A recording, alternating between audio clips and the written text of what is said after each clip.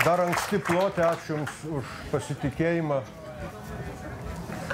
Nuliūdinsiu visus pagonis, gamtos garbinimo pasaulyje niekada niekur nėra buvę. Niekas niekada pasaulyje niekaip negarbino gamtos. Esmė yra ta, kad mitinės pasaulėvaizdis, mitologija kalba ne apie išorinį pasaulį. Jinai kalba apie žmogaus vidinį pasaulį, pasitelkdama išorinio pasaulio įvaizdžius. Kitaip sakant, mitologija naudojasi išorinio pasaulio daiktų ir reiškinių įvaizdžiais perkeltinė prasme tam, kad kalbėtų apie žmogaus vidinį pasaulį. Čia reiktų iškart pasakyti, kad net savoka vidinis pasaulis yra metafora. Mitologijoje visi vaizdiniai yra metaforos. Metafora yra mitologijos raktas. Ten nėra išorinio pasaulio. Dėl to atsiranda galimybė nesusipratimams, galimybė kalbėti apie tokius tarsi išorinio pasaulio daiktų dalykų tarpusavio santykius, kurių išoriniam pasaulyje nėra. Mes kalbam, kas čia per nesąmonės, kas per stebuklai. Iš tikrųjų, kalba yra apie vidinį pasaulį ir metaforų logika tam tikra. Galima būtų daugiau pasakyti. Ne tik, kad kalba apie vidinį pasaulį. Mitologija pasitelkdama išorinio pasaulio reiškinius konstruoja, kaip mes dabar sakytume, tą vidinį žmogaus pasaulį. Be metaforos vidinio pasaulio iš viso nėra. Nėra jo kaip apčiuopti, kaip pavadinti. Jis atsiranda kartu su metafora. Metafora kaip galimybė suprasti išorinį reiškinį kitaip, kaip vidinį ir sukuria tą vidinį pasaulį, kuris savo vaizdinių prasme, kalba, turiniu visiškai tarsi sutampa su išoriniu pasauliu. Dėl to, nes nėra kitų vaizdinių, kurios būtų galima pasitelkti. Yra tokios labai kertinės, esminės, svarbiausios, centrinės, tarkim, išorinio pasaulio reiškinių prasmės, kurios pradeda tarsi kurti tą vidinį pasaulį, pavyzdžiui, šviesos metaforą. Iš tikrųjų, žmogus regi tik šviesoje, kai nėra šviesos, žmogus neregi. Regėjimas ir šviesa, jie tarsi sutampa. Dėl to praregėjimas žmogaus gali būti pavadinamas nušvitimu. Žmogus tarsi viduje nušvinta ir čia jokiais fizikos aparatais to nušvitimo laipsnio negalima išmatuoti. Čia nėra kalba apie išorinę šviesą. Negana, pavyzdžiui, žmogui nušvito akis.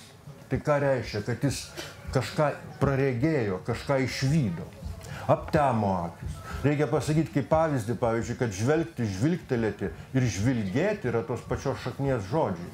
Jie susieja savyje regėjimą ir šviesą, kaip visiškai neatskiriamus dalykus.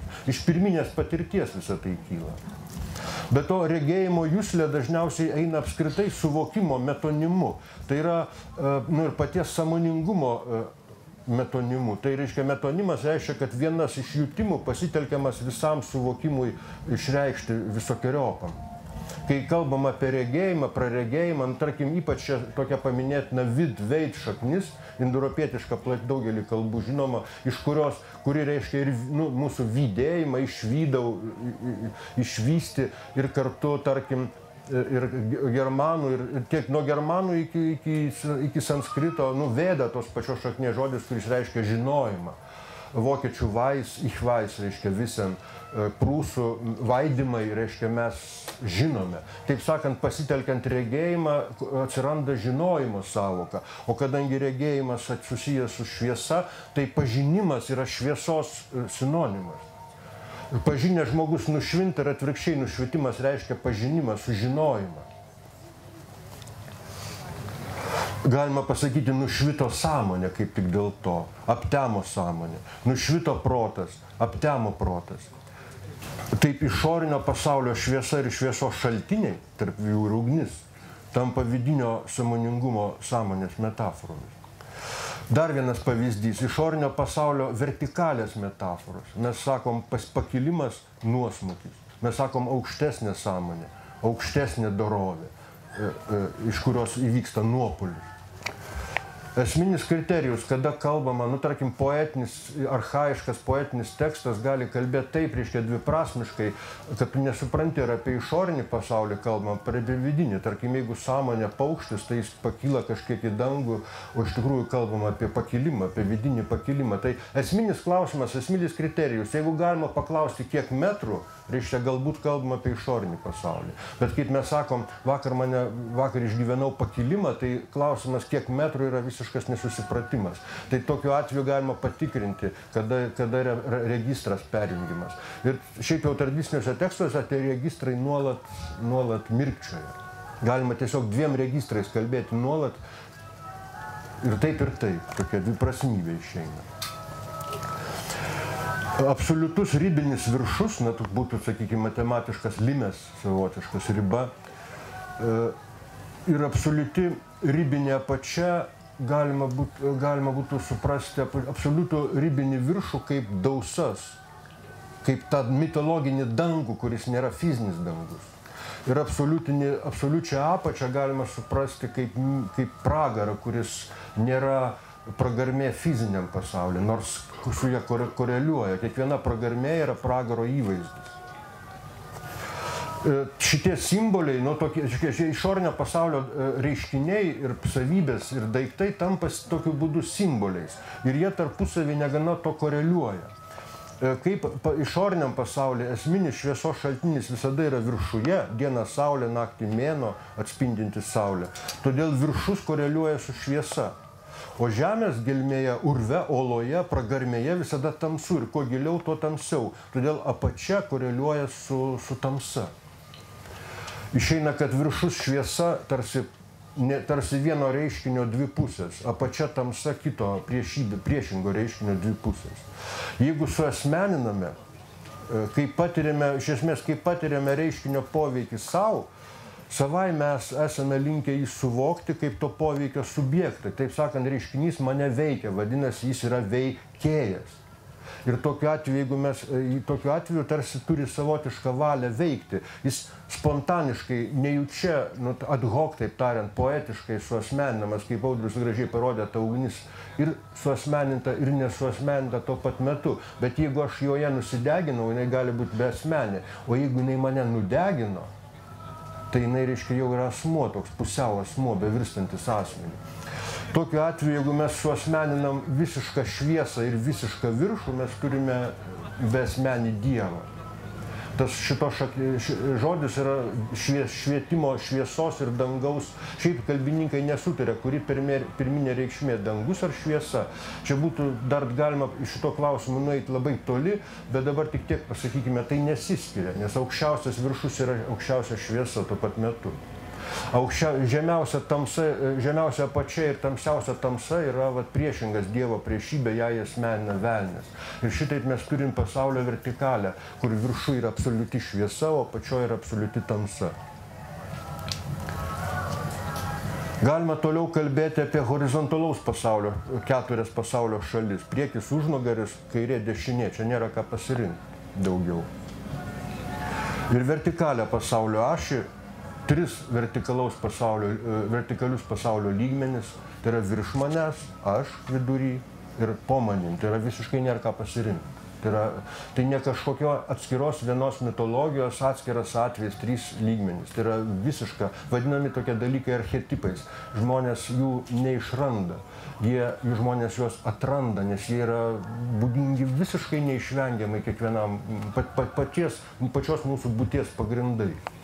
Šitaip atsiranda vadinamasis mitinis pasaulėvaizdis, kuris kalba, kuriame vyksta mitiniai veiksmai, reiškiniai, žinoma ir toliau irgi pasitelkiantis išorinio pasaulio reiškinius bei įvykius kaip metaforas. Dabar galima pradėti kalbėti apie esminės ugnies savybės, kurios yra išorinės ugnies esminės savybės ir tuo pat metu tampa metaforomis, kurios suteikia tiek svarbios vidiniam žmogaus pasauliui, kad suteikia ugniai nepaprastai išskirtinę reikšmę ir vietą mitologijoje. Pirmiausia, ugnis yra būtent šviesos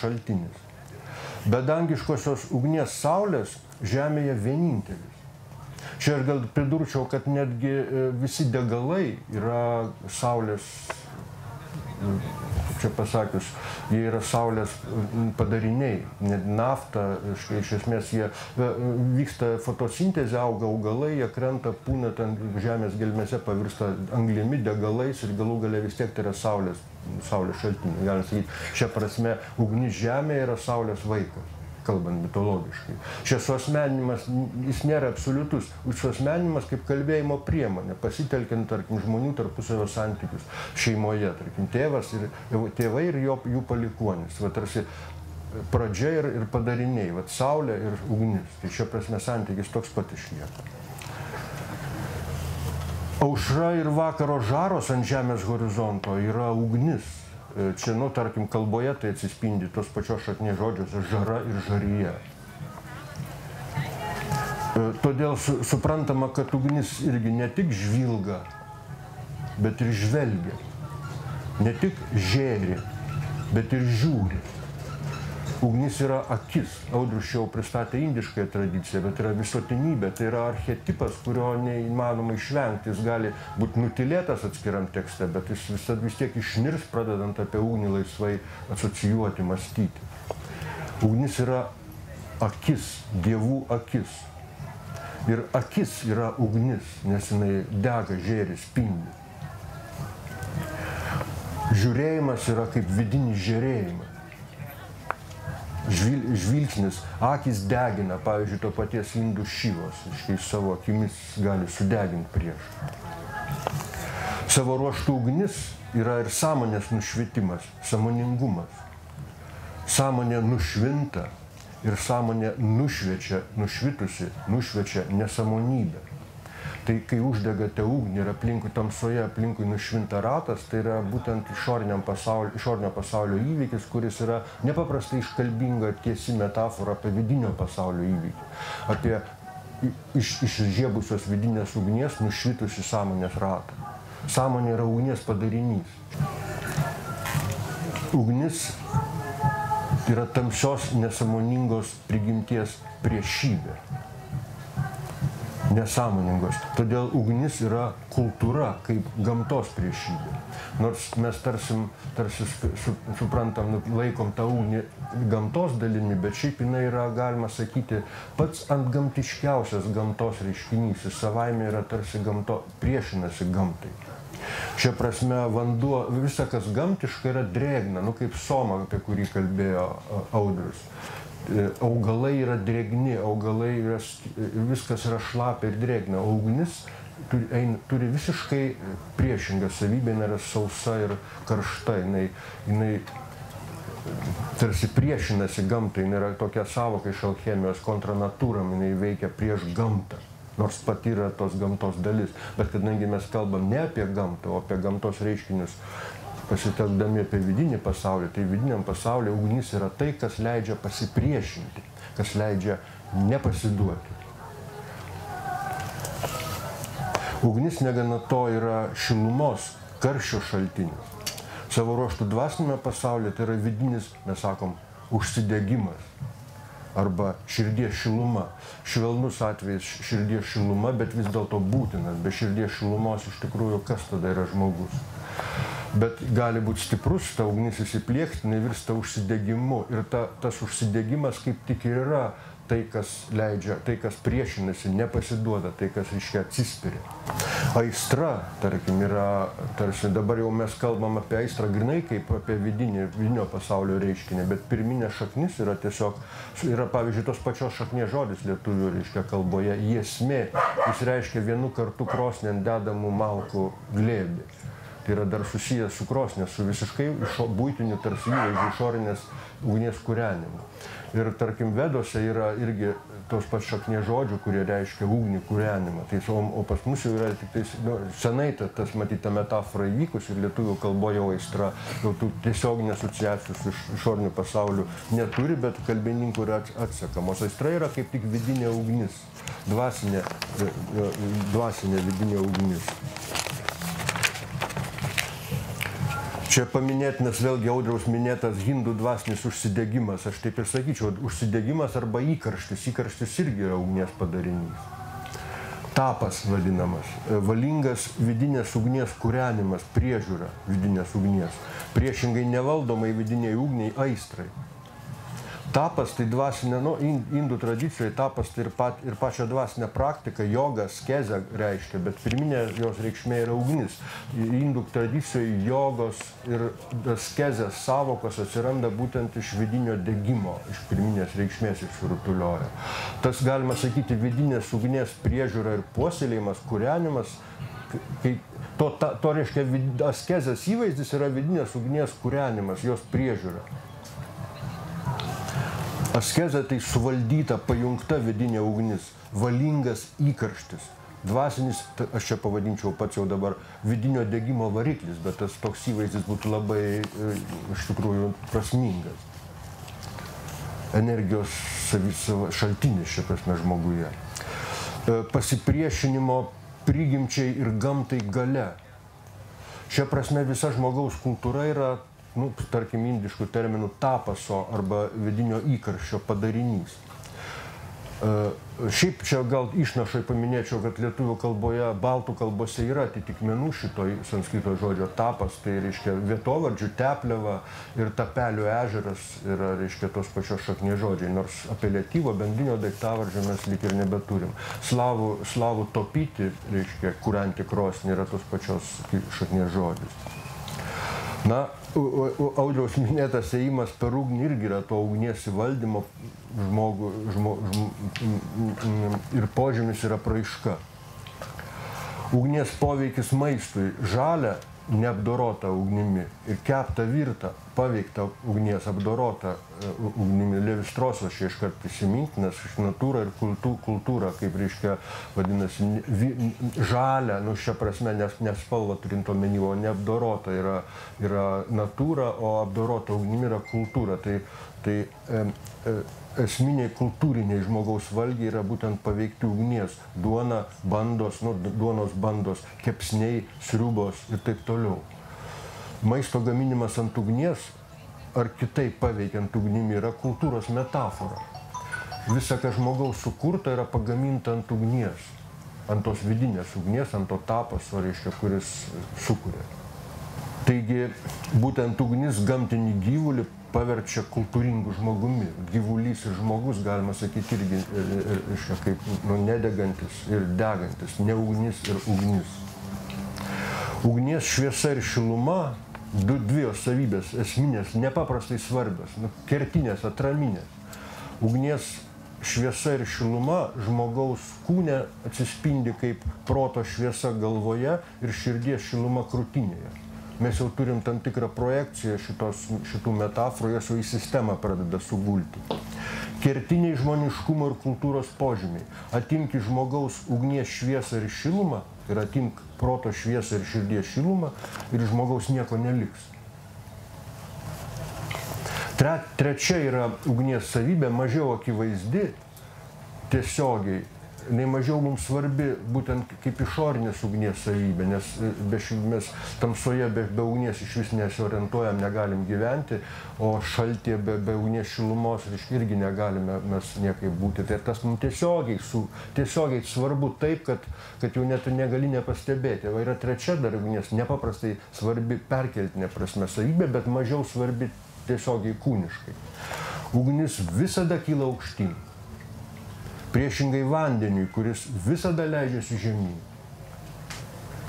Ir tiesą sakant, kaip vanduo leidžia, nurodo tokiai topologiniai vietoje, atskiriant topose, taip sakant, geodezinę liniją. Žemyn, taip ugnis randa geodezinę liniją aukštyn. Tu ją kaip nors nedengsi, kaip augalas strokšdamas saulės, taip ugnis per kiekvieną plyšį ir visada jis stiepsis aukštyn.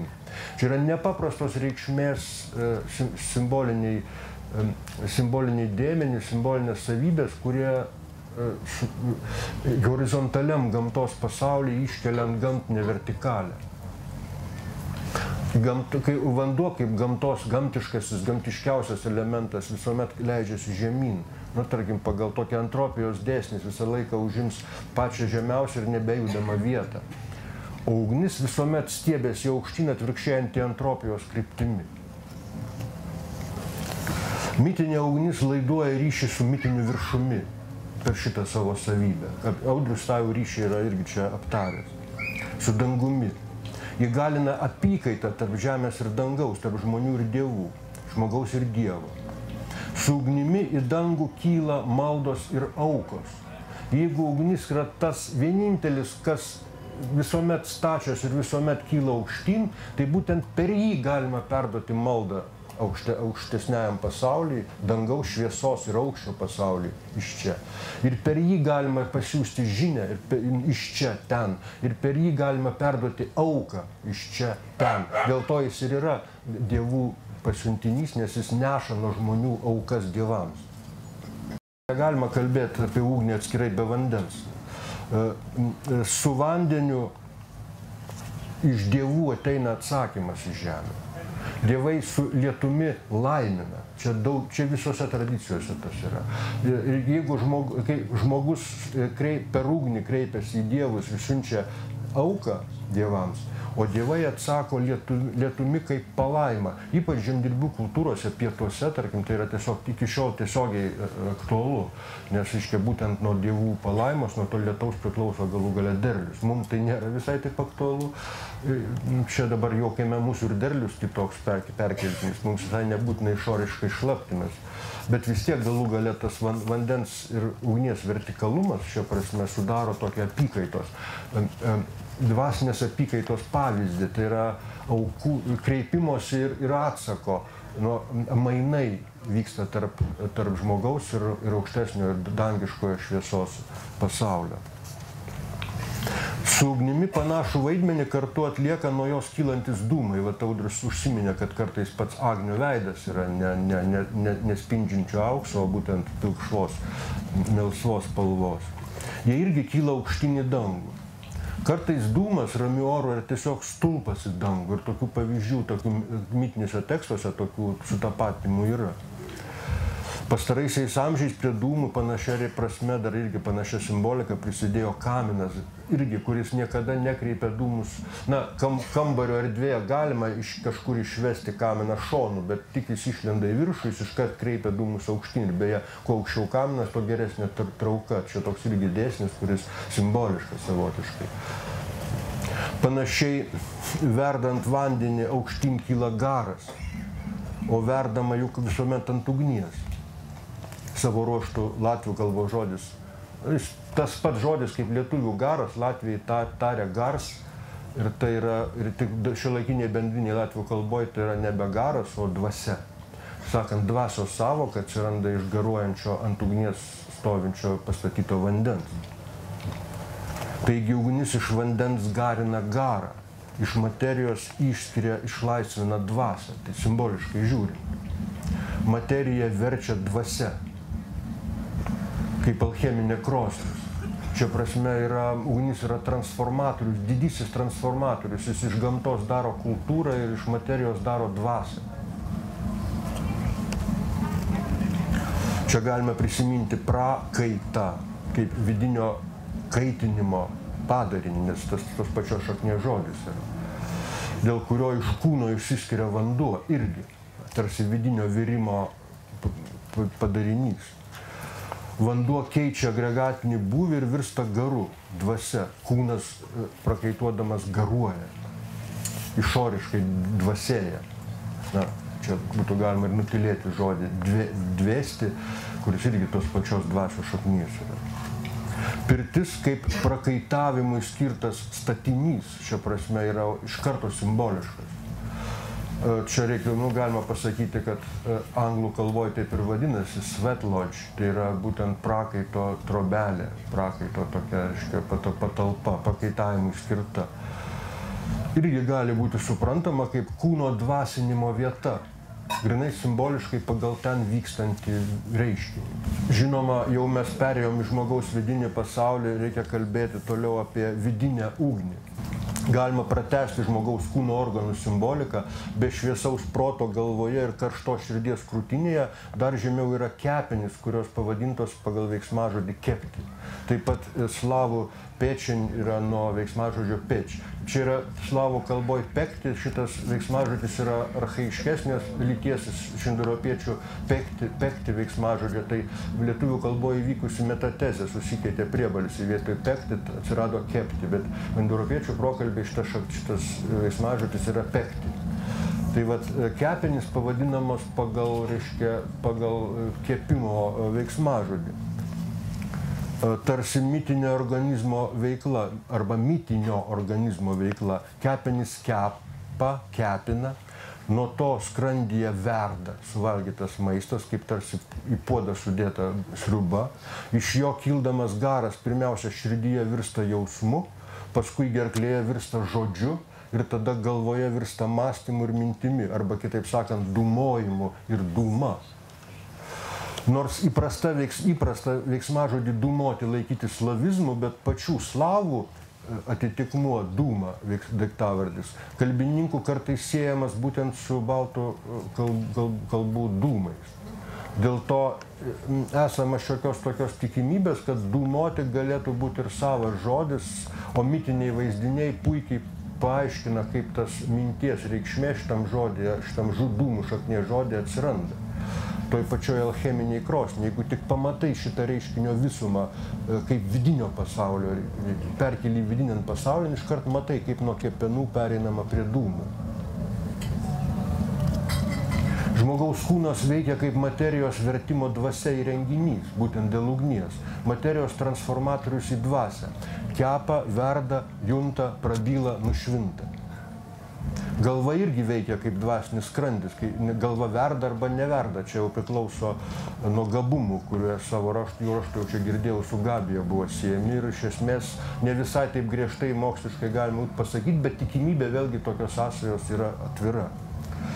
Įprasta šiaip jau ugnies pavadinimą Gabija sieti su veiksmažodžiais gobti, gobėti. Paaiškinama užgobimu namų ugnies užgobimu nakčiai, kad jinai viena vertus nesukeltų gaisro, kita vertus neužgestų ir iš ryto būtų galima įpūsti iš pelenų. Bet reiktų atkreipti dėmesį, kad germanų tautose yra tokia deivė Gabija. Jis užrašoma visiškai taip pat kaip Lasickio pirmąsyk 16 amžiuje paminėta lietuvių Gabija. Gabiją jau mes iš 20 amžiaus maldelių tokią reiškia savo turim, o ten parašyta Gabija. Tai iš tikrųjų, jeigu tos sąsajos, o germanų Gabija siejama su vokiečių geben ir anglų give veiksmažodžiais, kurie savo ruožtu jau siejami jau nepriklausomai su veiksmažodžiu gabenti lietuvių. Čia galima prisiminti vėlgi aukų gabenimą dievams. Galbūt su Gabijos viena iš būtų tokių funkcijų veikmenų ir su būdvardžiu gabus.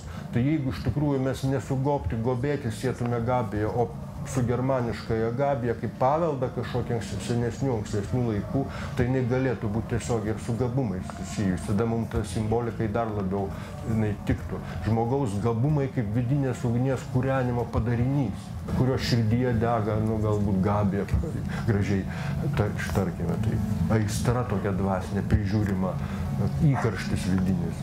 Galimos sąsajos su vadinamais elementais, apie kurios Audrius irgi buvo užsiminęs Indijos pagrindu. Tai yra elementai šiuo atveju žemė, ugnis, vanduo, oras ir eteris. Tarkim, eteris yra graikiškos kilmės, to mes prie jo prieisim. Vėlgi žemė yra pagrindas, tai yra pagrindų pagrindas, viskas stovi ant žemės. Ant žemės dega ugnis. Virš ugnies kabo katilas su viralu, vanduo. Nuo vandens kyla garas. Vanduo keičia agregatinį būvį, virsta dujomis. Iš vandens randasi oras kaip elementas. Oras savo ruožtu turėtų ištirpti į eterį ir išsisklaidyti tiesiog į atvirą erdvę.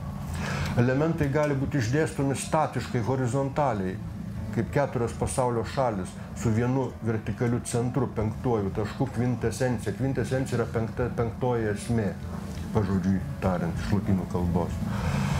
Vertikalus išdėstymas, nebe horizontalus, o vertikalus išdėstymas savo ruožtų mena ne statinį, o dinaminį tokių tarpusavio santykį. Jie virsta vienas kitu. Pasaulio susitverimas yra nuo skyščiausio, lakiausio, neapčiuopiamiausio eterio, tirštėja ir susitveria, nuo žodžio tverti, tvirtėti. į patį tvirčiausią žemės, nu ir žemėje akmenį kaip patį tvirčiausią, reiškia, gamtos elementą. Ir atvirkščiai, elementai skystėja nuo tvirčiausio prie skysčiausio pasauliui išsitveriant. Ir žmogui gimstant, atitinkamai ir žmogui mirštant. Lietuvių tradicijoje čia paminėtina daina tokia Grušelė, kur iš tikrųjų dega žvakelė, o nuo žvakelės atsiranda vanduo, labai įdomiai. Čia toks, dabar mes prie to negalime grįžti, apie tai rašyta nemažai. Su vertikalia elementų hierarchija susieta žmogaus kūnas homologiškas alcheminiai krosniai, o žmogaus vidinis gyvenimas gali būti nusakomas per krosnės arba tiesiog ugnies kūrenimo metaforą. Nu, mes kaip tik jau apie tai kalbėjom. Dvasinė prasmė. Esminė vertikali kryptis yra kelias aukštyn. Ir žmoguje, jeigu mes kalbėsim, jau grįšim, pereisim nuo metaforų prie jau jūsų supratimo, jau grinai vidinėme žmogaus pasaulyje. Tai galima taip pasakyti. Kelias aukštyn yra tas, kai kūnas maitina galvą, tarnauja galvai. O kelias žemyn, kai galva tarnauja kūnui. Nu, čia būtų vietoj kūno galima pasakyti pilvui. Tai kitaip sakant, jeigu galva reikalinga žmogui tik tam, kad aprūpintų pilvą maistu, tai yra kelias žemyn. Jeigu galva pasitelkiama tik tam, kaip uždirbti pinigų, iš tikrųjų neatlieka tikrosios savo funkcijos. Sakyčiau, pinigai yra uždirbami tam, kad maitintų galvą, o galva galėtų mąstyti. Pilvas valgo, galva ne tam, kad aprūpintų pilvą maistu. Pilvas yra tam, kad aprūpintų maistu galvą. Tada šitoj vietoj aukštyn ir žemyn labai aiškiai matosi skirtumai. Teisingas gyvenimas, kai pilvas tarnauja galvai, o ne galva pilvui. Taigi teisingas gyvenimas tai tas pats aukojimas, tik vidinis, ant vidinio aukuro, nuo kurio į dangų kyla ugnis su dūmais, kurie galvoje virsta dūmojimu, kuris savo ruožtu pasiekia dangų. Va čia įdomiausias dalykas. Išorinį dangų pasiekia dūmai, vidinį dangų pasiekia dūmojimas. Būtent mąstymas, jeigu norite, meditacija. Mąstymas apskritai, galų galia meditacija lotynų kalboje reiškia gilų susimąstymą. Čia beje matyti tiesioginis mitinio pasaulėvaizdžio, religinio elgesio ir tradicinės dorovės, moralės ryšys. Prie dūmų čia paminėtinas ir rūkymas. Dabar tai nikotino traukimas į plaučius, bet nuo senų senovės aprūkymas šventintų žolių dūmais kaip tik ir vadintas rūkymu. Kitaip sakant, tai smilkymo, apsmilkymo sinonimas. Yra toks, irgi Audriaus kai kas jau užsiminta. Daug papročių yra, papročius į konkretybės mes neturim galimybės čia dabar leistis. Yra toks rūkovų sąmojis, bet kiekvienam sąmojai yra dalis, kaip čia pasakė, kaip čia dabar pajokavus, dalis juoko. Rūkyta mėsa negenda. Šiaip ar taip ugnis konservuoja iš tikrųjų, juk dūmais paveikta rūkyta mėsa išties negenda po galais. Simboliškai tai beje yra nemirtingumo įvaizdis. Iš pirmykščių kultūrų matyti, kad rūkymas yra šventas užsiėmimas. Tiek aprūkymas, išorinis aprūkymas šventom žolėm, kaip pašventinimas, tiek pypkė galų gale Šiaurės Amerikoje, kaip savotiška, sakyčiau, parankinė portatyvinė šventoji ugnis. O pypkės siuntimas ratu suteikia bendruomeniai, jau nebe žmogui, bet bendruomeniai bendrą dvasią. Dūmas yra tos šventos ugnies dvasia, kylanti nuo šventos ugnies. Ir jeigu mes dalinamės tą dvasią, mes tampame bendra dvasiai. Dėl to ir taikos pypkė, nes bendros dvasios žmonės nebesipyksta, nebeprieštarauja vienas kitam. Taip rūkantys žmonės tampa bendra dvasiai, vadinasi, ir taikus. Paminėtina šiuo atveju ir dar kartą palaikų kremacija, palaikų deginimas. Kremacija kaip palaikų deginimas, tai Audriaus irgi užsiminta Indijos pavyzdžių. Žinomas paprotys, jog pagal dūmų kryptį dar iš nesenų laikų, iki 20 amžiaus, 19-20 žinoma Lietuvoje, kad pagal dūmų nuo žvakės pastatytos prie Velionio, prie Lavono kryptį sprendžiama, ar tiesiai į dangų nueis vėlė, ar jinai kažkur į šoną, į kairę ir į dešinę, liks šitam horizontaliam žemiškajam pasaulyje. Žinoma, linkima nueiti į dausas tiesiai į dangų, nes tas Velionis, kuris lieka čia, jis tampa tokiu atgyjusiu negyvėliu, kuris persiekia gyvuosius. Tai tiek gyvėjai savais interesais linki pasiekti dangų Velioniui, tiek paties Velionio labui linkima pasiekti dangų į dausas, iš esmės į didelį aukštį, į didelę šviesą išeiti. Nes viršuje yra šviesos erdvė, dausos yra mirusių iš šviesos pasaulis. Tai yra pats geriausias likimas, koks gali būti, išeiti į didžiąją šviesą. Tai šitas jo vėlės kelias tarsi burtų būdu buvo taip siejamas su nuo žvakės kylančių dūmų kryptimi. O anksčiau šitas paprotys buvo būdingas būtent palaikų kremacijai. Stebimi dūmai nuo kremacijos laužo ir jeigu jie kyla tiesiai aukštyn, tai yra Velionis keliauja tiesiai į dausas, tiesiai į šviesą, o jeigu kažkur linksta į šalį, tai tarsi gresia pasilikti pasaulį. Kremacija, jau iš čia matyti, ką reiškia kremacija. Kremacija yra palaikų perkelimas su ugnimi ir dūmais į dangų. Esmiškai tas pats kūno pavertimas dvasia, kaip vyko visą laiką gyvam esant. Mes matėm, čia ugnis dega, čia verda vanduo, jis virsta dvasia ir ta dvasia galų gale iki pat galvos ir išeina aukštyn, tarkim. Tai mirus žmogui, pačiame jame jau tas nebevyksta, tada artimieji jį padeda į ugnį, kad su visu jo kūnu įvyktų tas pats. Jis visas galutinai transformuojamas į dvasią ir pakeliamas į šviesą ir dangų. Pas Dievą, jeigu norite. Kadangi dausos yra vienos šaknies žodis su dvasia, tai iš tikrųjų reiškia tiesiog dvasios vietą arba dvasių vietą. Dvasinės erdvės pavadinimas tai tiesiog yra. Dvasios erdvė. Taigi kūno pavertimas dvasia kremuojant simboliškai atitinka vėlės keliavimą su dūmais į dausas. Jeigu kalbam įvaizdžiais, personifikuotais, vėlė su dūmais keliauja į dausas, o abstrakčiai galime kalbėti, žmogaus Velionis tiesiog transformuojamas į dvasią. Tai yra tas pats, abstrakčiai ir daugiau truputį mitiškai kalbant. Taigi kremacija ir yra vėlės transformacija į dvasią, Velionio kūno palaikų transformacija į dvasią arba vėlės perkelimas į dausas. O ugnis šiuo atveju yra tas perkeltojas, keltininkas, kuris perkelia. Be to, ne tik su dūmais aukštyn, bet ir tiesiog į šviesą. Dabar, kai kremuojama daugiau karščių, tas nebėra taip akivaizdu, bet ugnis, laisva ugnis visuomet ir šviečia. Dėl to net jeigu tikslas yra karščiu paveikti tos palaikus, kad jie sudegtų, vis dėlto šviesa, tikroji laisvoji ugnis, šviesa visuomet yra. Ir tas palaikų dėjimas ant laužo ir uždegimas ugnies iš tikrųjų akivaizdžiai rodo, jog Velionis virsta šviesa. Čia mes galim prisiminti Beto mirusiųjų knygą, kuris galbūt irgi būsit susiję ir žinote šiek tiek. Jų esmė yra ta, kad ten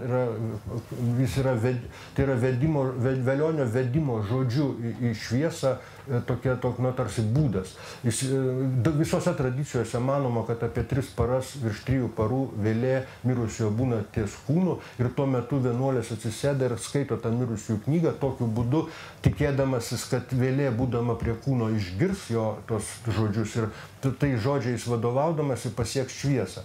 Tai štai kremacija yra mirusiųjų knyga, kabutėse, atliekama ne žodžiais, o veiksmu. Kadangi Velionis skaitosi, vėlė prisirišusi prie kūno, jinai tarsi sukasi, į jį sugrįžti kūną nebegali, bet negali nuo jo nutolti, tai kūno atidavimas šviesai kartu ir vėlė tiesiogiai veda į šviesą. Tuo pačiu metu, kai kūnas virsta šviesa, vėlė išeina pas Dievą ir tampa juo. Net inhumacijos atveju, čia irgi užsimintina, senovėje palaikai būdavo apibarstomi ochra, raudonos spalvos dažais tokiais. Tai arba kraujas, arba ugnis, čia nėra vieningos nuomonės, aš manyčiau, kad čia gal ir prieštaravimas nebūtinas, nes kraujas yra savotiškas skysta ugnis žmogaus kūne. Tai iš tikrųjų ochros barstymas irgi galima būti suprantamas kaip simbolinė kremacija. Toliau, jeigu jau taip ugnis svarbi, tai jos išgavimas irgi žinoma simboliškai bus nemažiau svarbus. Yra 2 ugnies išgavimo būdai. Vienas trinant, kitas iškeliant. Pirmas, trinimo metaforos galimos dvasinės prasmės. Kai tarp žmonių atsiranda trintis, kabutėse, tai anksčiau ir vėliau gali įsižiebti nesantaikos ugnis. Ar ne? Iš esmės mes matom vieną iš apraiškų. Panašiai vieno žmogaus viduje, jei sieloje prasideda ir vyksta nepaliaujama trintis, trinasi, kabutėse, prieštaringi jausmai, nesutaikomos mintis, tai geriausia, kas gali nutikti tokiu atveju, tai kad įsižiebs ugnis ir nušvis sąmonę. Ir nušvies buvusi vidinį konfliktą ir tas konfliktas sudegs, kaip tos lazdelės, Audriaus minėtos, kurias pirmas praryja ugnis. Tai sakant, irgi čia yra toks modelis, koks geriausias tos trinties vaisius yra. Jokio kito nėra trinties geriausia vaisius kaip nušvitimas, kaip ugnies įsižiebimas. Taigi vidinės trinties tikroji slaptoji paskirtis įžiebti vidinę ugnį. O dvasiniu požiūriu vidinė trintis net būtina, galima sakyti, kad jinai net naudojasi konfliktais, vidiniais prieštaravimais tam, kad būtent kaip priemonė, kad būtent įžiebti sąmonę, jeigu ta sąmonė suprantama jau kaip tikslas. Kito kelio gal ir nėra įžiebti sąmonę kaip per trintį, per vidinę trintį, per konfliktą, kančią, išgyvenimą, valdomą praktiką, čia vėl ta pati valdoma ugnis tapas. Beje, reiškia, priešingų atveju, jeigu netrintis, tai kas, jeigu įsimsim įvaizdį vėl tų pliauskų, reiškia, viena vertus mes galim trinti ir žiebti ugnį ir jos sudega, virsta šviesa, o jeigu mes nežiebėm ir ugnis neįsižiebė ir jos šviesa nevirsta, tai kas atsitinka, jos supūva. Puvimas irgi yra ugnis, tai yra tamsioji, lėtoji ugnis. Tai yra žmogaus gyvenime, jeigu tu netlieki vidinio ugnies kūrenimo, jeigu nesiimi vidinės trinties, kad nušvistų sąmonę, tai tu supūsi. Kitos išeities iš esmės nelieka. Tai čia vėlgi matome palaikų inhumaciją, galima sakyti, kūnas pūdomas, o kremacija yra kūnas verčiamas šviesa. Du likimai aukštyn žemyn, kaip ir medžio likimas, arba virsti ugnim, arba virsti puvėsiu. Tai vėlgi tos vertikalės, dvi kryptis. Trinimas kaip lytinės sueities metafora. Atskiras atvejis masturbacija, beje, irgi labai archaiškas ir visuotinis simbolis. Masturbacija yra autoerotinis seksas ir kaip, pavyzdžiui, nuo savęs paties apvaisinimas. Ir kaip nuo lytinės sueities gimsta išorinis vaikas, taip nuo vidinės sueities gimsta vidinis vaikas. Būtent įsižiebia ugnis. Ugnis kaip žmogaus sūnus, tarp kitko. Antras būdas išgauti ugnį yra skėlimo metaforos prasmės. Ugnies skėlimas irgi beje gali būti suprantamas kaip lytinė sueitis tarp dviejų skeliamo akmenų, kaip antai senovės indų Rigvedoje. Audrius sakė, kad tik somas spaudžiamas tarp dviejų akmenų, bet agnis irgi yra tarp dviejų akmenų įžiebamas. Yra Rigvedoje antra mandala 12.3, kur apie perkūno antrininką Indrą klausimo forma sakoma: Jo aš manor antar agnim džedžaną, kas tarp dviejų akmenų pagimdė ugnį. Beje, džedžaną pagimdė būtent yra džan šaknis, tai yra tas pats kaip lotynų generare, generė, reiškia, tai tas kaip mūsų gentis, tai tiesioginė reikšmė yra gimimas. Ugnis ne šiaip atsiranda, ugnis gimsta, o tai reiškia, kad jinai savaime jau yra kvazi personifikuota, jau yra vaikas, sūnus. Ugnies kilmė iš perkūno meno ir lietuvių veiksmažodis žiebti, nes žiebti tai ir staigiai stipriai smogti, kirsti, daužti, trenkti, būtent kaip šiaip kažkur galima žiebti, į galvą galima žiebti. Ir kurti ugnį, degti šviesą žiebiant, būtent žiebiant, įskeliant ugnį, bet ir žiebti žiburį. Ir galų gale žibėti tos pačios šaknies. Labai aiškiai matome nuo smūgio prie šviesos perėjimas. Kaip būtent žiebiant ugnį, kaip perkūnas žiebia ugnį. O kodėl perkūnas? Dėl to, kad tos pačios šaknies yra ir žaibas. Žaibas tiesioginė perkūno apraiška, jis žiebia smūgis, dėl to ir perkūno įrankis vaizduojamas smūginiu ginklu tam tikru. Vienokio ir kitokio, bet būtinai smūginiu, nes jis žiebia ir įžiebia šviesą. Užmušdamas tamsą, galima taip iškart toliau mitologizuoti, tamsas Libinas ar velnias, reiškia, ir perkūnas žiebia, jam įžiebia ugnį ir tamsa žūsta tuomet. Tai aiški nuoroda į pirmapradę ugnies kilmę iš perkūno ir sąsają su perkūnu. Perkūnas danguje įskelia išžiebia ugnį ir paleidžia ją su žaibu žemėn, kur nuo jo įsižiebia ir sužiba ugnis, žiburys, žemės tamsoje sušvinta dangiškoji šviesa. Čia dangaus šviesa, vadinasi, yra vėlgi atsiduria žemės įsčiuose. Matyt, vienas iš tų ugnis, kurią žmonės gal ilgainiui prisijaukino ir buvo, ko gero, pirmiausia perkūno įžiebta ugnis. Ko gero iš pradžių mėginta matyti ją saugoti, neleisti užgesti, o po to tik išmokta išskelti, bet net išskėlimas ir tas yra perkūno veiksmo, tarsi lyg tai žmogiškas mažas pamėgdžiojimas. Tai tiesiog perkūnas yra ugnies šaltinis, jeigu kalbėsim tai abstrakčiai, daiktiškai, arba tėvas, jeigu kalbėsim mitologiškai suasmenindami. Taigi, ugnis yra perkūno arba Dievo sūnus. Toliau, užsidegęs degantis medis vėlgi reiškia materijos transformaciją į dūmus, į dvasią, kuri kyla atgal į dangų ir taip ugnis grįžta pas savo dangišką į tėvą, o Dievas visuotinai prilyginamas ugniai. Beje, čia nėra galimybės minėti tradicijų, bet jos be išimčių turbūt nėra. Yra ugnies prigimties. Pažymėtina, jog iš 5 elementų centrinis ir viršutinis antgamtinis elementas, eteris, prie kurio mes dabar trumpam grįžtame, graikiškai aiter, jis irgi yra ugnis. Ir senovės graikai ugnį kartais tiesiog vadino eteriu. Stoikai, pavyzdžiui, čia helenizmo laikotarpiu jau net ir žemiškai ugnį eteriu, žodžiu eteris vadino, dėl tos bendros vieningos prigimties. Pirminė prasme eteris tai yra begalinė ugnies erdvė virš dangaus skliauto. Dangus pažodžiu ir lietuvių kalboje yra dangtis, jis dengia, o tai, kas yra pasaulis yra po dangumi, o virš dangaus yra Dievas.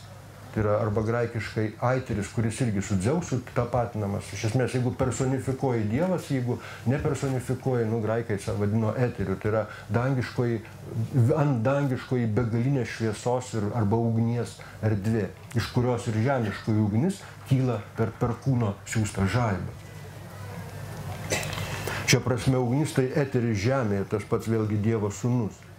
Kaip medis struktūriškai atitinka žmogų, mitologija būdingai tapatinami, čia nėra laiko pavyzdžių vardinti, jų tiesiog mūsų šakelės rankelės, šaknelės kojelės dainose, reiškia, Muladhara yra šaknis laikančioji pažodžiuita. Čia begalė visose tradicijose.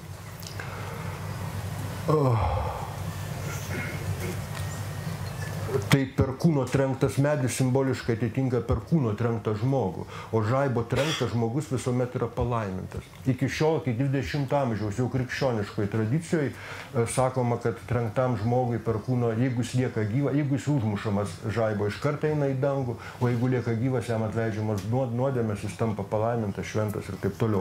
O senovė, reikia manyti, tai yra tiesiog net be bandymo krikščioniškai interpretuoti, tiesiog yra tas tiesioginis įvaizdis iš šito, jis užsidega, jis yra iškart virsta šviesa. Jeigu lieka gyvas, vadinasi, užsidega viduje. Vienas iš būdų tapti šamanu, Sibiro kai kuriuose tradicijose, Eliade aprašęs, tai yra net pasakojimus tokius, kad trenktas perkūno žmogus lieka gyvas, jis iškart tampa dievų tarpininku, kaip ugnis, jis yra ugnies atstovas tampa tarp žmonių. Tai pašventinimas, iniciacija buvusiame kūniškame gyvenime nuo dangiškos ugnies įsižiebia dvasinis gyvenimas. Žmogus užsidega, jis pasidaro užsidegęs, arba kitaip sakant, įkvėptas dvasios. Taigi perkūno uždegtas medis tai dangaus palaiminto Dievo sūnaus įvaizdis, kaip ir amalas irgi manyta užsimezgęs ant medžio iš dangaus ir jis rudenį beje tampa auksinis, pasidaro toks kaip ugnies, reiškia auksos spalvos. Žodžiu, tai irgi toks įvaizdis degančio medžio. Kitas būdingas vaizdinys yra dangaus kalvis. Perkūnas kala danguje ir nuo jo priekalo žemėn laksto degančios žarijos. Latvių dainose ypač. Mums latvių dainos dar ir dėl to yra labai svarbios šiuo atveju, kad tos žarijos, reiškia, latviškai yra uoglės. O uoglė, tai būdingai mūsų priebalsis an virsta latvių kalboj uo, tai yra anglis. Perkūnas, nuo perkūno smūgio, nuo perkūno žiebimo, nuo žaibo iš dangaus žemėn krinta degančios, žėruojančios anglys. Šiuo atžvilgiu paminėtina senoji žodžio angelas etimologija. Tai graikų kilmės žodis nuo pat Homero laikų žinomas ir reiškiantis šauklį, pasiuntinį. Ir etimologiškai anksčiau buvo sietas. Dabar kalbininkai mano požiūriu nukrypo visiškai, metė kelią dėl takelio. Siejamas su Vedų Angiras. Yra toks veikėjas ir gal pusiau personifikuotas, pusiau ne. Tai Rigvedoje tai poetas, irgi šauklys, žodis vienos šaknies su vedu agnis, lietuvių ugnis, o ne agnis, agnis reiškia vedu ir lietuvių ugnis, o darybiškais kaip tik atitinka lietuvių žodį anglis. Tai galima sakyti, kad perkūnas šviedžia žemėn anglį kaip daiktą, kuriuo uždega žemėje ugnį. O Dievas pašvenčia žemėn savo angelą. Tai yra tas, jeigu turėsime omeny bendrą kilmę, suvoksime, kad yra apie tai yra tas pats. Tai to pat latvių dainos yra tas pats modelis, tos pačios situacijos atspindys. Yra taip pat kaip mūsų jau smarkiai nutolęs nuo mūsų smarkiai nusavintas į kairę ir į dešinę, kieno netingi, senas archaiškas įvaizdis. Kaip Dievas danguje užžiebia ugnį ir meta žemėn angelą, siunčia angelą arba meta anglį, kad žmoguje užžiebtų ir įdegtų, reiškia, arba apvaisintų žmogų ir žmoguje užsimegztų Dievo sūnus, ugnis. Tai archetipiniai praamžiai vaizdiniai, anaiptol nekrikščioniški, arba ir krikščioniški, čia nėra ko dalinti, kuriuos krikščionybė paprasčiausiai pasisavino, beje, jų gerai net nesupratusi, kaip ir viso kito. Paminėtas Dievo sūnus vynas. Medis ne tik auga iš žemės, iš apačios, bet yra drėgnas. Medis tai yra tarsi sulėtintas fontanas. Jeigu žiūrėsite į fontaną, tai pavasarį reiškia sula kaip teka. Jeigu pašalinti tą regimąją paviršių apčiuopiamą kietą, tai bus toks nuolatinis fontanas, o šakos dar net ir šakojasi. Arba fontanas yra pagreitintas medis. Medis yra skysčio apytaka iš apačios. Tai reiškia, ko neįsikūnijęs vanduo. Taigi dangiškai ugniai uždegus medį įvyksta ne tik viršaus ir apačios, bet taip pat ugnies ir vandens jungtis. Be nežinomiausias, plačiausiai paplitęs ugnies ir vandens alcheminės jungties vaisius yra vadinamasis ugninis vanduo. Programoje vakar mačiau, bet dėja negalėjau sudalyvauti, kažkas ten rodė, kad tas ugninis vanduo gaminamas. Alchemiškai jis simbolizuoja degtinį, alkoholis, spiritas. Lotiniškai spiritus yra dvasia beje. Degtinė, kaip ir horilka, nuo degti, tai yra vėlgi ugnies veikimas. Ugnis daro dvasią.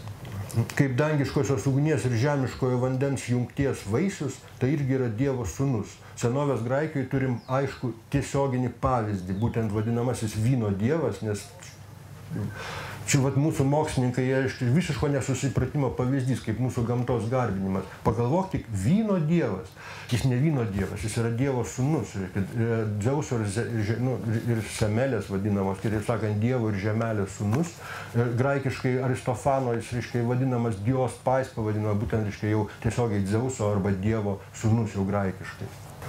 Ir būtent antribdamas Dionizų Jėzus Kristus vyną prilygina savo krauju, nes precedentas buvo ten visiškai akivaizdus senovės, nuo helenizmo laikais, krikščionybės atsiradimo laikais.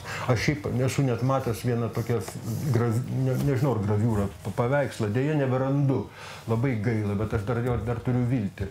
Žodžiu, du selėnai, tai tokie puslaukinės būtybės, tokios, žodžiu, graikų, tokie panašus į Sokratą, tokie pusiau, tokie neaiškus, stambus, reiškia, veda girtą Dionizą. Dionizas, reiškia, ant jų yra taip uždėjęs ant pečių rankas, galva, ilgi juodi plaukai, barzdelė, galva pasvirusi ir va taip pėdos viena ant kitos. Va tokį nuimk nuo selėnų, uždėk ant kryžiaus ir dėt strėvėlį.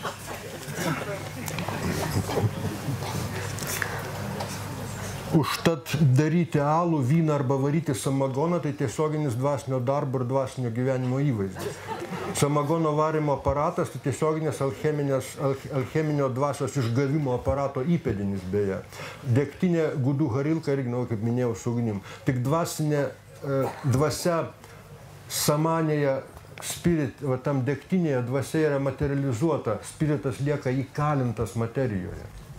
O santykis tarp laisvos dvasios ir materializuotos materijoje įkalintos dvasios toks pat kaip tarp gyvo Dievo ir Dievo stabo. Taigi degtinės varimas jį atliekamas ne simboliškai, o pažodžiui materialiai, kūniškai nėra tikras dvasinis gyvenimas. Netikro religingumo, bet būtent stabmeldystės įvaizdis. Stabmeldystė, kai kalbame apie dvasią Dievą, o iš tikrųjų prieš akis turime tik atvaizdą, stabą, paprasčiausiai išorinį daiktą arba vidinį įvaizdį, kuris šia prasme neprastesnis stabas yra už išorinį. Viduje, kai mes prisirišame prie vieno įvaizdžio, sustabdome į dogmą, iš esmės jau yra stabas, nebe. Kai žmonių kalbėjimai apie Dievą nėra Dievas, kuris esminis dalykas. Kai žmogus savo kalbėjimą apie Dievą pradeda tapatinti su Dievu, jis garbina stabus. Nors šventą raštą, pavyzdžiui. Taigi santykis tarp tikro dvasingumo ir alkoholizmo toks pat kaip tarp tikro religingumo ir stabmeldystės. Alkoholizmas yra tikslus dvasinio gyvenimo modelis. Atsikeli iš ryto ir nieko kito nenori, tik dvasios, už kurią gali atiduoti visą algą, turtą, namus, kaip Biblijoje. Išdalink turtą vargšam ir eik paskui mane. Alkoholikai būtų tikri dvasininkai, vienuoliai, elgetos, asketai, sitchai, jei nebūtų stabmeldžiai, jeigu jų spiritas nebūtų įkalintas materijoje, jeigu jie garbintų tikrą gyvą dvasią, gyvą ugnį, o ne paskandintą vandenyje ir paverstą daiktą. Va dabar pereinam prie Dievo sūnaus ugnies garbinimo. Kitas stabmeldystės įvaizdis, tai akmenyje velnio paslėpta ugnis. Ypač turint omeny prūsų žodis stabas, stabis, kuris reiškia akmuo prūsų kalboje. Tai yra suakmenėjusi ugnis, itin tikslus ir išraiškingas stabmeldystės įvaizdis. Velnės Dievą pavertė stabu, kaip Vilniaus katedros pakraigyje viršuje, ypač turint omenyje, kad ši krikščioniška katedra pastatyta buvusios Perkūno šventyklos vietoje, kur liepsnojo gyva ugnis. Ugnis liko. Tik jinai cementinė, tik norimai akmeninė, iš tikrųjų dar blogiau, kažkokia cementinė, betoninė viršuje pakraigyje, jeigu atkreipia dėmesį. Nes yra aukuras ir šventa ugnis pačiam vidury, kaktoje katedros dega. O pastatytinai toj pačioj vietoje, kur anksčiau degė amžina ugnis. Įvaizdis tas pats, vietoje tikros ugnies atsiranda cementas. Taigi iš akmens išskelti ugnį simboliškai reiškia atvirkštinį veiksmą, išlaisvinti akmenyje įkalintą dvasią, išlaisvinti širdį ir mintį iš visokių šventų raštų, iš bažnyčios dogmų ir kitų prietarų. Nes Dievo vaizdinys ne pats Dievas, kuris pasireiškia kuo įvairiausiais vaizdiniais ir ne viename mirtinai neįstringa. Tad ir iš sustingusio vaizdinio Dievą reikia išskelti kaip ugnį iš akmens. Jėzus Tomo Evangelijoje yra pasakęs, kas arti manęs, tas arti ugnies. Tad ir krikščionių bažnyčioje į nukryžiuotojo vietą virš altoriaus būtų galima pastatyti ir uždegti gyvą ugnį ant aukuro. Ir pati ugnis visuotinai yra ne tik reiškia Dievas, vienoks kitoks Dievas, Dievo sūnus ir krikščioniškas yra ugnis, kuri pats su ja tapatinasi. Šiaip būtų galima iš Biblijos Seno testamento bent 10, ne tik iš Seno, iš apaštalų darbų, kur 10-15 ryškių pavyzdžių yra, ne tik galima, jie yra išrinkti, žinomi, kur Dievas ir ugnis yra tapatinami. Tačiau ir ugnis pati, kaip suasmeninta šventybė, yra dievybė, Dievas. Čia yra dieviškos prigimties ir dažnai būtent kaip Dievo sūnus. Čia vėlgi reikia Dievo sūnus, aš čia kalbu, o dabar paklausykite. Rigveda 3 mandala 25 giesmė, pirmas posmas. Agne divach sunur asi. Šito net beveik lietuviškai nereikia versti. Ugnie Dievo sūnus esi. Šiaip Rigvedoje ne vieną kartą, daug kartų ugnis vadinamas Dievo sūnumi. Tas Dievas šiuo atveju yra Dievas. Dievas, tai yra, kadangi tai tėvas, sakoma, sūnus esi, tai reiškia jau personifikuojamas ir tas Dievas, tai nėra beasmenis dangus, o būtent Dievas Dievsas, atitinkantis graikų Dzeusą ir lietuvių Dievą. Rytų Lietuvos Zietelo šnektose iki pastarųjų laikų buvo išlikęs bendrinis daiktavardis Dievas reikšme dangus. Čia ir Latvių tradicijoje tas yra išlikę. Ir atitinkamos jo linksnių lytis, kaip vedų, išskyrus kirtį, pavyzdžiui. Vedų Dievs, o kilmininkas vienaskaitos Divach, kaip ir šitam posme. Reiškia, o va štai pavyzdžiai iš būtent Zietelos. Augo pupa lygi dievi, tai yra lygi dangaus. Kai Dievs duos, tai visko yra. Dievs dau trejetą vaikų. Tas Dievs čia yra, lietuviškas, pietryčių Lietuvos Dievs. Tai o sanskrite reiškia yra Dievs, mes sakome šiaip. Graikų tai būtų kaip dzūkų Dzeus. iš esmės vis mes minim tą patį žodį. O kilmininko, štai kaip Zietelui užrašyta, aš jau prašau Dyvą, kap numirti. Iškia, turime tą patį, tarkim, linksniavimo paradigmą. Dievs divach, lietuvių Dievs dyva. Nu, kirtis truputį skiriasi. Lietuvių ugnis pietryčių Lietuvoje paliudytas yra ir kaip žodis ugnis paliudytas vyriškąją giminę. Beje, šitos linksniuotės žodžiai ir anksčiau neturėjo giminės, kaip žvėris senosiuose lietuvių raštuose yra moteriškos giminės, žvėris žvėriai. O dabar mes laisvai keičia giminę labai lengvai, dabar žvėris žvėriui. Iš tikrųjų tik naudininkas, tik vienaskaitos naudininkas, vienintelis argumentas už vieną ar kitą giminę. O anksčiau buvo net ir naudininkas, aš tik iš kalbininkų knygų imu šitos duomenys, Zinkevičiaus visų pirma. Yra reiškia, turėjęs, reiškia, vieno vienodą naudininką ie. Nu, žvėris ne žvėriui arba žvėriai, bet žvėrie. Tai buvo toks pat kaip šaukmininkas, naudininkas. Ir tada buvo neįmanoma atskirti vyriškos ar moteriškos giminės. Tai daugybė žodžių, ir ugnis tarp jų, štai galima sakyti, arba turėjo abi pasirinktinai lytis, arba, matyt, personifikuojant neišvengiamai įgydavo vieną ar kitą lytį. Na štai kokią mes turim vienoje Vilniaus jėzuitų kolegijos ataskaitų už 1728 metus sakoma, lotyniškai, aš tik vertimą paskaitysiu, 2 parapijose užgesinta ugnis, daugelio įprasta prietaringai vadinti dievaičių. Ir čia šitas žodis dievaitis parašytas lietuviškai lotyniškam tekste. Dievaitis. Liaudiškai ugnis dievaitis, pasisavinant dievišką vardą. Čia jėzuitų požiūrių, reiškia, kad kadangi lietuviai žmonės vadino ugnį dievaičių, vadinasi, tarsi teršia Dievo vardą, nes žemiškam daiktui, reiškia, žemišką daiktą dievišką žodžiu vadino. Čia jų toks požiūris, bet mums dabar svarbiausia, kad ta ugnis vadinta dievaitis, ne kažkas kita. O dievaitis yra patroni. Šitą priesagą turi kelias funkcijas kalboje. Viena iš jų mažybinė, o kita yra patroniminė. Tai yra, kaip Petraitis yra Petro sūnus, kaip Petro sūnus yra Petraitis, taip Dievo sūnus yra dievaitis. Dievaičiai lietuvių tradicijoje yra Mėnulis, Perkūnas, gal pirmoje eilėje Perkūnas, Mėnulis, Vėjas, beje, žinau sakmę, kur yra dievaičio pavadinimas. Ir štai turime dabar iš 18 amžiaus pradžios, ugnis yra dievaitis, vyras, Dievo sūnus. Iš čia vadinamasis ugnies garbinimas, bet kokios religijos tikrasis branduolys. Nėra kitos religijos, tik ugnies garbinimas. Bet jeigu jūs pasakote ugnies garbinimas, tai jau ant idiotizmo ribos galima nusviruoti. Taip pat kaip bet kokio ten, nežinau, bet kokio akmens garbinimas ar ten dar ko nors garbinimas. Iš tikrųjų yra, kaip matote, kas už to slypi ugnies garbinimo, kas yra ugnis žmogui. Jeigu supranti tai, ugnies garbinimas kaip toks ištirpsta, lieka reiškia tik tais didžioji žmogaus viltis, didysis dvasingumas per visą pasaulį, kaip toks šitame įvaizdyje yra. Čia dabar klausimas esminis dar, kas yra garbinimas, ką reiškia garbinti. Čia irgi mes neturim galimybės leistis, šiaip etimologiškai žodis susijęs su kalbėjimu, prūsų kalboje gerbt reiškia kalbėti, sakyti, šiaip garbinti dar ir mažoje Lietuvoje reiškia tiesiog girti. Apie Donelaičio metuose yra, reiškia, moteris garbina gaidį ir čia irgi daug problemų šiuolaikiniam žmogui sukelia, kaipgi taip, o jos paprasčiausiai giria viena kitai, va žiūrėk, koks mano gaidys. Tai žodžiu, tas garbinimas toks keistas, galbūt girimas čia ir tinka tokia prasme, nes šlovinti, liauksinti, girti dievus yra tarsi va tokia būtų lyg ir, bet jeigu pasakytum gerbti, jau mes irgi tos pačios šaknies žodis kaip garbinti, jeigu pasakytum gerbti, mes atsidurtumėm arčiau turbūt tiesos.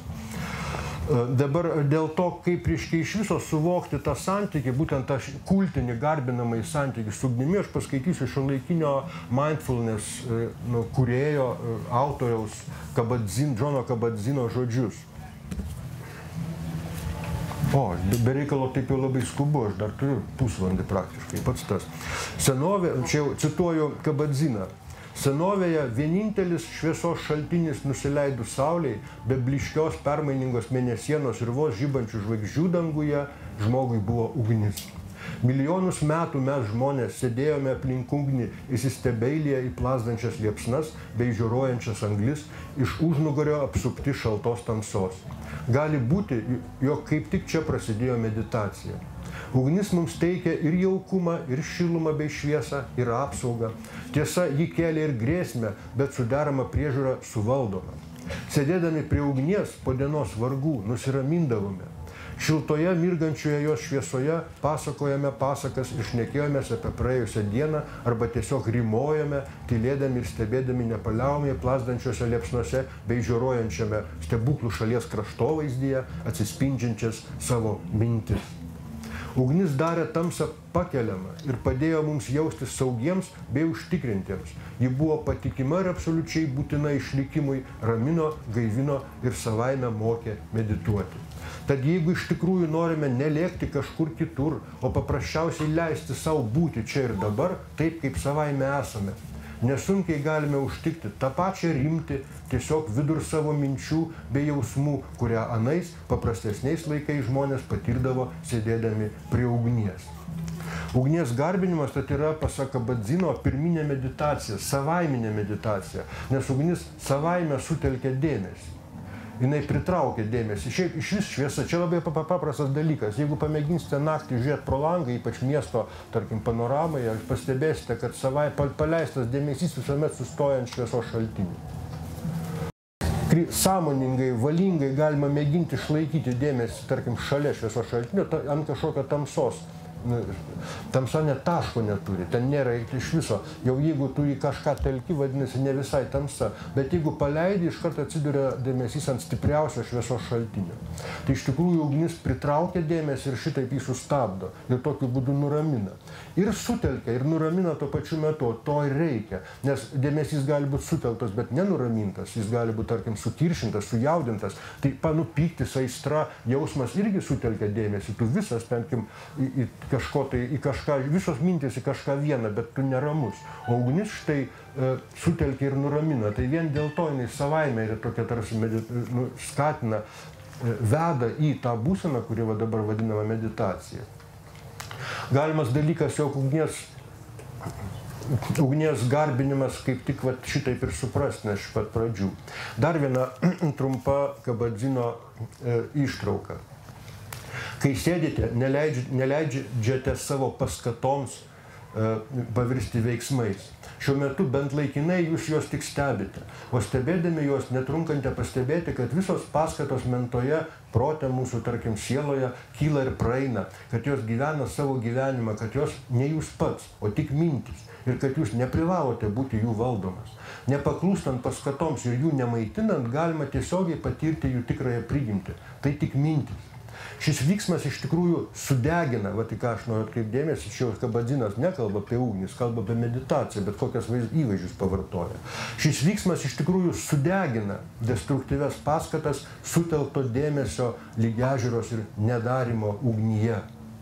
Tuo pat metu atsileidžia šių neramių bei destruktyvių paskatų gniaužtai ir iš jų išsilaisvina kūrybinės įžvalgos bei kūrybinės paskatos, o patekusios dėmesin ir suvoktos sąmonės jos atgyja.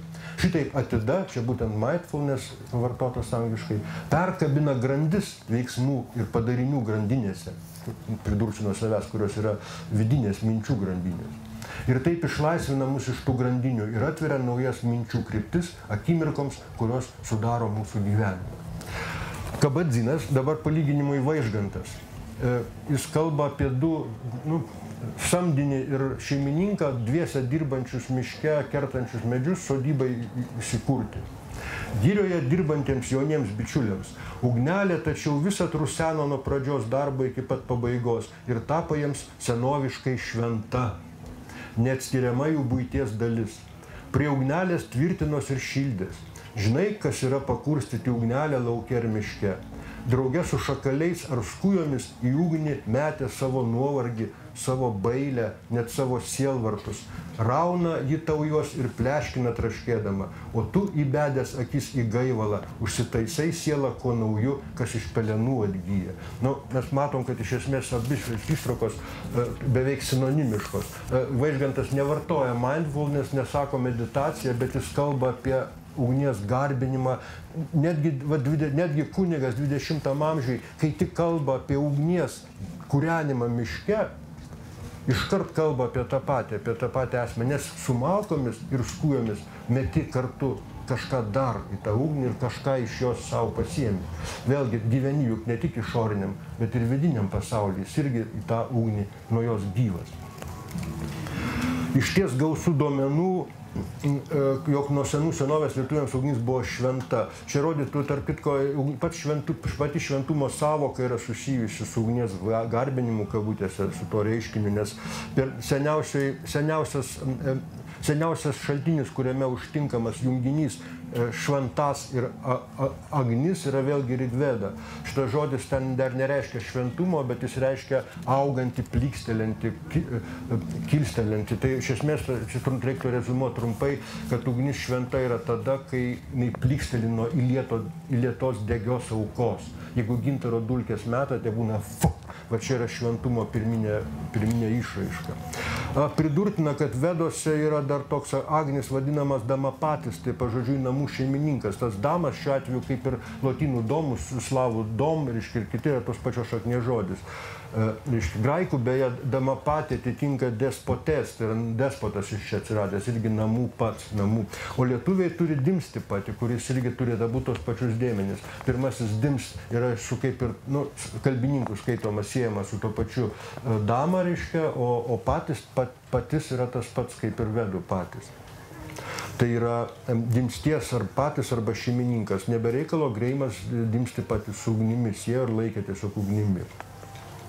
Na, ugnis dar ir pasaulio vidurį sukuria ir irgi labai svarbi jo savybė, bet pabaigai visiškai priminsiu Beresnevičiaus straipsnį apie ugnies garbinimą ir kaip puikų Beresnevičiaus dedukcinio metodo, kaip aš pavadinčiau, religijos ir mitologijos tyrimuose pavyzdys. Vien iš to, kad žinoma, jog senovės lietuviai garbino ugnį, iš to vienintelio fakto Beresnevičius daro išvadą. Tarkim, jeigu reiškia 8 valandas, pritaikim šiuolaikinį modelį, 8 darbo valandos, reiškia, jau reikia 3 žinių, kad nuolat prižiūrėtų negęstančią ugnį. Čia geriau, jūs kaip tik pasakojate, vakar klausiau, tai čia net ir būtų pavyzdys. Iš karto reikia, dabar tie žmonės turi žmonas, galbūt vaikus, reikia juos kažkur turi gyventi, kažkas jiems turi parūpinti malkų, ugniai malko, jiems valgyti, atsiranda dar apie 10 žmonių, atsiranda kaimas. Jeigu ta ugnis šventa, vadinasi, ten vyksta apeigos, per apeigas suvažiuoja žmonės, kuriem reikia gyventi, ką valgyti, atsiranda miestas. Ir reikia pasakyti, jog priešingai mūsų istorikams, kurie sako, jog miestas atsiranda nuo prekybos, visa nuo 20 amžiaus pradžios kultūrinė antropologija sako, miestas atsiranda nuo šventyklos.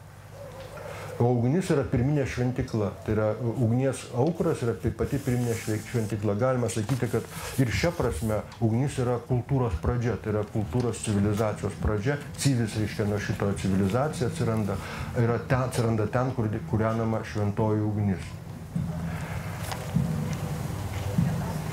Nu, dar visai dar šitos minutės dar kažkokios liko kelios, galima sakyti, kad ugnies garbinimo branduolys yra ugnies kūrenimas, jon dedant malkas, suvokiant kaip auką, aukojimą. Vėlgi, reiškia, ta malka irgi medis yra iš žemės, tas pats, vėlgi, tas vandeninis, skystas gamtos daiktas, verčiamas dvasia, kyla į dangų. Ir šitas veiksmas yra visuotinai, ne tik Vedose, kaip Audrius pasakojo, yra vadinamas dievų maitinimu.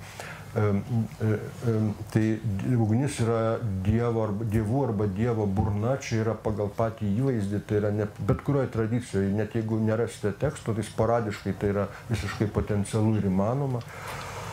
Tačiau burna yra, reiškia, jis ryja iš čia, beje irgi, tai reiškia, net ir Biblijoje, berods apaštalų darbuose pasakė, mūsų dievas yra ryjanti ugnis ir kažkas tokio yra sakoma. Tai yra ugnis yra dievo burna, nasrai, kuriais jinai ryja aukas ir tokiu būdu perduoda dievams dievui. Tačiau burna ne tik ryja, bet ir kalba, byloja, todėl Vedų agnis kartu ir dievų liežuvis ir poetas.